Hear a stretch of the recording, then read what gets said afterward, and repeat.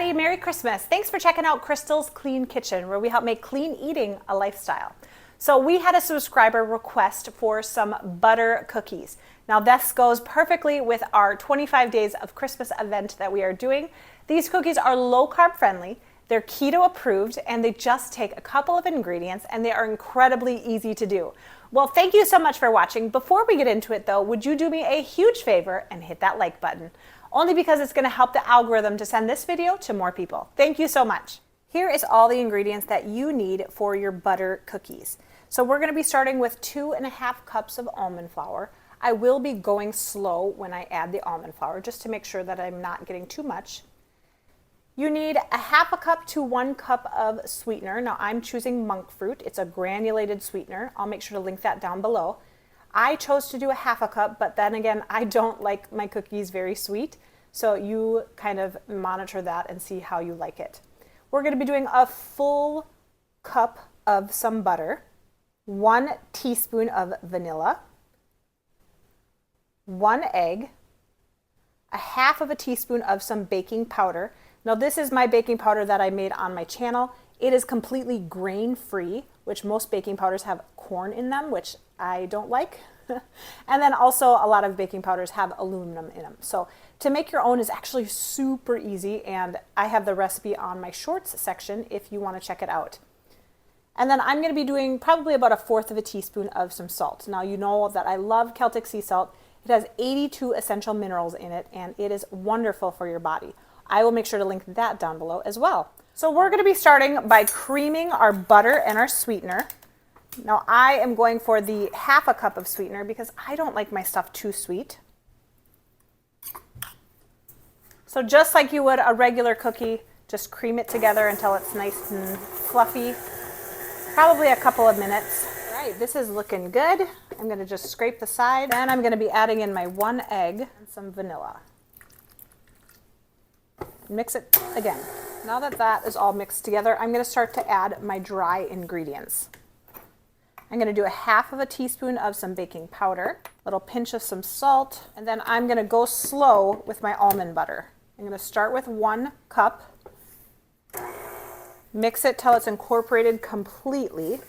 I'll be scraping down the sides again. I'm going to measure out my next cup of almond flour, but I'm going to add it a little slower. Now, if you are allergic to nuts, one of the replacements that I like to do if I am cooking for somebody that is more allergic, I like to do either tiger nut flour or lupin flour, lupine, however you say it. This dough is looking great. I am going to be letting it cool down a little bit so it makes it a little easier to work with. If you don't want to do that, you could try to work with it now. It is a little tacky, but it is not too wet. So I have my parchment lined baking sheet, I have a glass, and I have a spoon to start forming these. Now I'm going to be forming this in a circle. Actually, I think I'm going to do it a little smaller circles. And then I'm going to be taking my glass and kind of pushing it down.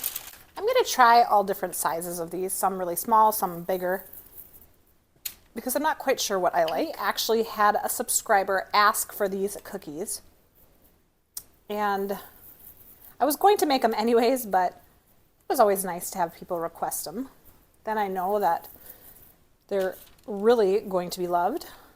I'm definitely glad that I put my batter in the refrigerator for a little bit. You can also freeze these if you want. So what I would do if you wanted to freeze these, I would portion it out like this. In fact, I would even smash it down also. Now it's going to be a little tricky with the smash down. You could just do it with your hands. Actually, let's try it with our hands.